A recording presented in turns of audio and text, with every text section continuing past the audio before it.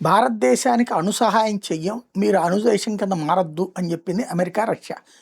మనం ఒప్పుకోలేదు. మన హోమీ బాబా మన సొంతగా అణుబాంబు తయారు చేయడానికి ప్లాన్ చేశారు. ఆయన్ని విమాన ప్రమాదంలో చంపేసింది సిఐఏ లేదా కేజీబీనో తెలియదు. విమాన ప్రమాదం జరిగింది, చనిపోయింది. అది కుట్రపూరితమన్నది తెలిసింది. అట్లాగే క్రయోజనిక్ ఇంజిన్ తీసుకురావాలనుకున్నటువంటి భారతదేశం డెవలప్మెంట్ తీసుకురావాలని నమ్మి నారాయణ మీద దొంగ కేసు పెట్టించింది సిఐఏ. కమ్యూనిస్టులు తోడు నిలబడి ఆ రోజున కేసు పెట్టారు. అది సిఐఏ చేసిందా చైనా చేసిందో తెలియదు. ఇట్లాంటి కుట్రలు చాలా జరిగాయి. అట్లాగే అనేక మంది సైంటిస్టులు ప్రాణాలు కోల్పోతున్నట్టు ఉదంతాలు ఈ మధ్యన అమెరికాలోని వెలుగు చూసినాయి. లేటెస్ట్గా బయోలాజికల్ వెపన్స్ ఎక్స్పర్ట్ తాజాగా ప్రాణాలు కోల్పోవడం అన్నటువంటి సంచలనం సృష్టిస్తోంది.